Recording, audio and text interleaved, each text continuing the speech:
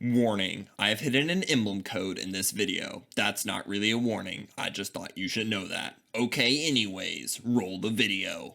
Warlocks! Number one tip, don't! Warlocks are often the forgotten middle siblings of the much bigger titans and the much flashier hunters. While they don't have the finesse or the fortitude of their counterparts, warlocks are still very powerful and have a very solid place in the metagame. No they don't. But say you just really like silly space magic. What subclass will give you the best shot at being a true unstoppable wizard? Well, you can go the way of everyone else and fall into the never-ending void of build crafting and testing and failure and the general awfulness that comes with the Destiny 2 grind. I assume because you are here, you don't want that. I've been playing Destiny 2 for way longer than can be healthy for a human, so here are my incredibly biased, based opinions on all of the Warlock subclasses. Okay, let's start by addressing the elephant in the room. How do you even rank these? It's not exactly easy ranking anything in Destiny. One weapon that might be godly in PvE might downright suck in PvP, or vice versa. Every single Destiny 2 ranking video seems to go one of two routes, giving incredibly vague answers that help nobody, or being so completely blinded by their favorite game mode that their list becomes about as lopsided as the average House of Representatives meeting. Well, guess what? My favorite game mode is Gambit, and I don't have a reputation to ruin yet, so here we go. I'm ranking Warlock subclasses based on a few key factors: usability, survivability, flexibility, and overall power. Because you aren't me and you probably have no idea what that means, let's quickly define these terms. Usability means how easy it is to get certain abilities and buffs to proc. Do you need several painstaking steps just to get something to work, or do you just need to hit your win button? Survivability is how well a subclass prevents you from, dying, whether that be through overshields, regeneration, or other various buffs. Flexibility is how many different viable builds you can make with the subclass while still using several different weapons and exotics. Overall power is the most straightforward. How good are the builds you can make with the subclass across all game modes? Couple of other things you need to know. I'm not going to get too bogged down in all the subclass exotics, although important ones will be mentioned. Also, I do not own, nor will I be using every single darn build and weapon in the game. So no, Timmy, I am not going to be using your Tyranny of Heaven solar build. Also, realistically, every subclass is usable in their own right. Even if something is bad, you could still make it work if you build for it. Heck, I'm an Arc Warlock main, and Arc is ugh. With all of that out of the way, let's rank every Warlock subclass, shall we?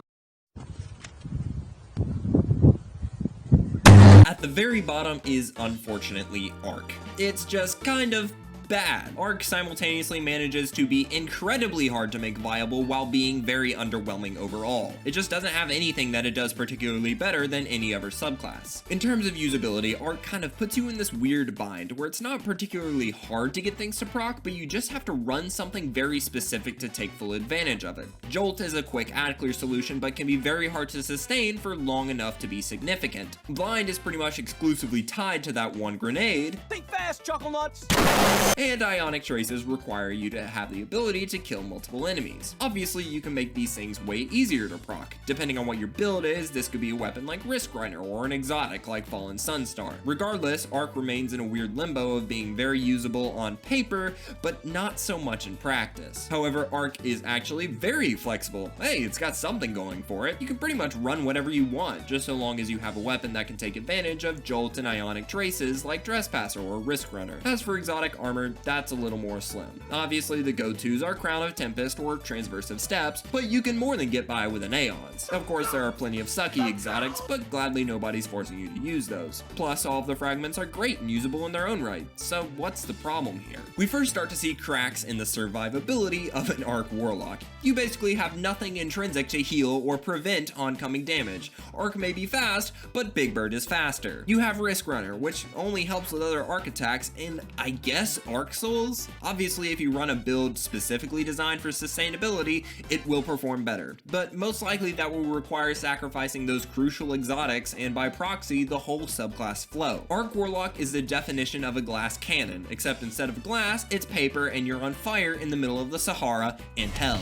Lastly, we have the overall power of Arc. Arc is more than enough to get through ads quickly and efficiently. The difficulty comes as those health bars get larger and larger. High-end PvE content is not kind to Arc. Snorting ionic traces and elemental wells like crack will only get you so far. The supers don't travel well either. Storm Trance is basically just ad clear on steroids, and Chaos Reach, while funny, doesn't do its job well enough to justify using it over anything else. Not to mention the power of Arc Warlock degrades even more in PvP. The only thing Arc has over any of the other subclasses in PvP is the slide melee, and the slide isn't even really all that good. Amplification is great in the Crucible, sure, but you don't have that all too critical factor of ads to bully for free ionic traces. The opportunity cost of using Arc is far too high. This subclass is like bringing a Minecraft sword to D-Day. It's a load of fun, don't get me wrong, and it's actually a really easy place to start out, but the higher and higher you get up on the PvP and PvE ladders, the more suck this subclass becomes. Just use something else like So for now, Arc drops to number 4, and while it's still very usable, and I hope it gets a buff in the future, it sucks. Why are you using it? Arc sucks. Just swap to another subclass. It's that easy. In third is Void. Void is an extremely pliable and easy to use subclass. It's by far the best just to slap onto a pre-existing build and get on with your day. It will always work, no matter what you're running. As mentioned earlier, Void is very, very user-friendly. It's basically the Apple of the Destiny universe, which is an analogy that holds up incredibly well, and you'll see why later. It's probably the second most accessible subclass on this list, as pretty much everything from weapons to grenades can grant you either devour or volatile rounds. It takes basically no effort to get the ball rolling, and it takes minimal effort to sustain that momentum. As you can probably guess, Void is the second most flexible subclass on this list, behind Void weapons are incredibly common in the meta. Looking at you, Funnelweb. And you don't even need an exotic to take advantage of what Void has to offer. Obviously, there are good exotics, but it remains a testament to how freaking easy Void is to use. You can pretty much slap on Feed the Void and any Void weapon you want, and boom, you got a build. All you need is to believe. I know it sounds like a cat poster, but it's true. Even though it's easy to use, is Void sustainable? Yes, you can pretty much have permanent healing at all times just because Devour exists. Not to mention Devour doesn't end unless you don't get a kill. Not to mention Devour is loopable. Not to mention Devour is one of the easiest buffs to activate in the game while being incredibly busted. Plus, you have invisibility if you're into that. With all of this, why isn't Void the best subclass in the game? It's incredibly solid in both PvP and PvE. What's holding it back? It just doesn't have that X factor that the next two subclasses have. There's really nothing wrong with it at all. It has access to plenty of good exotics, good buffs, good mods, and all of it is very good. And that's kind of the problem. Like that Apple analogy, it's very easy to use and it's very good. But that's about all that it is, and that's about as far as it's going to get you. There's nothing particularly impressive about Void, but it'll do the job. But hey, as long as you believe, you can do anything!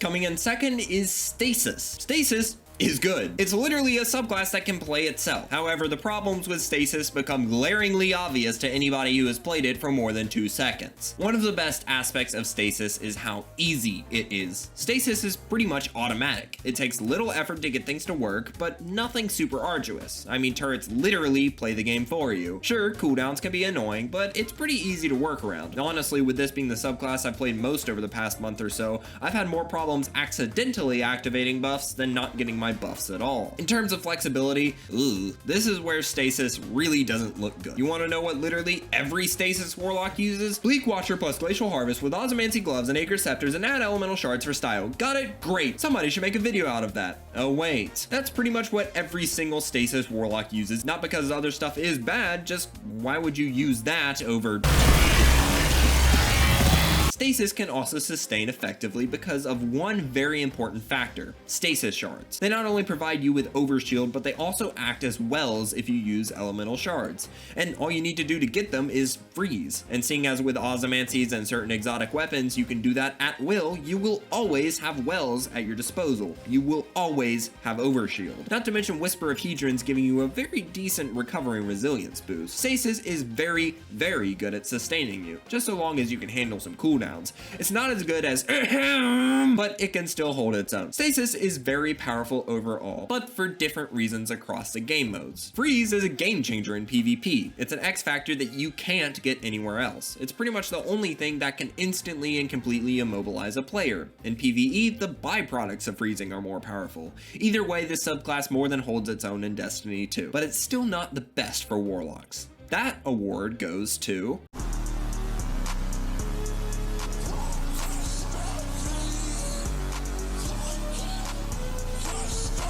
At the very tippity top, the best subclass for Warlocks: Solar. What makes Solar so good is the fact that you will never die. Solar takes zero effort to get to work. You want a recovery buff? You want to remove all negative conditions? You want health? You want to spread Scorch? You want to add clear? You want to freaking fly? All of that can be done with 2 inputs depending on what you use. You could probably be a small Victorian child and still effectively use Solar. Solar Warlock just synergizes incredibly well with the already very powerful Solar subclass. All you have to do is keep calm and hit Q. As for flexibility, dear heaven above, you could find 15 decent solar weapons in the nearest dumpster. As a rule, if it has incandescent, you could probably use it in a viable build. You have so many abilities and so many fragments, you could just pick things at random and still have a pretty good solar build. You have a dodge, a dive, 2 melees, and the stupid heal grenade. Solar also owns some of the nuttiest exotics in the game, like Starfire Protocol and Rain of Fire. And even though the exotic list is short, Solar still makes great use of exotics like Karnstein and Luna factions because well exists. Well, we will get to that. The Solar exotic weapons are also consistently decent. Prometheus Lens and Sunshot might not be anything special, but you could still use it. Not like you have to use any Solar exotic weapon ever anyway. Solar sustainability is unrivaled, literally by design. The whole point of Solar is not dying. You could probably get Restoration 4 just by sneezing in the wrong direction. You can recover health, get cure, improve your movement, all at the same time just by running one aspect and heal nades. Oh, and did I mention that you can freaking fly? And of course, there's one thing. That thing. The thing that makes Solar Warlocks so powerful. The thing that makes Solar meta. Well.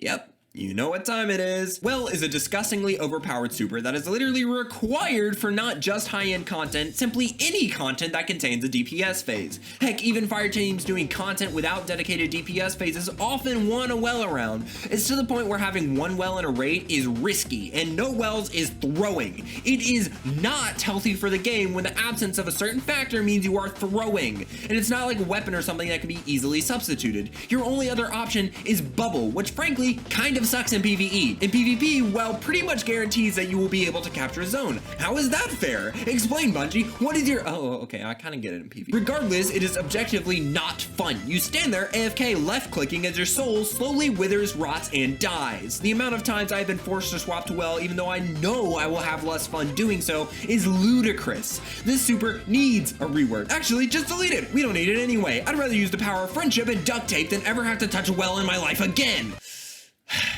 Anyways, Solar obviously more than holds its own in Destiny 2, providing a litany of powerful healing and damaging options. With how flexible, viable, and powerful Solar is, it easily cements itself atop the rankings as the best subclass for Warlocks. And that's the end of the list. Thank you all so much for watching. This was the first in line of my big project videos that I will be releasing at the end of each month. Probably. I'll do this like 3 more times most likely and then give up. Oh well, I'm on my way to 1K subs and monetization, so if you want to help out with that, that'd be very nice of you. Please. I also have a Twitter that I keep forgetting to plug. Sorry. Once again, thank you guys for sticking around so long. I'm gonna get back to making the videos and see ya.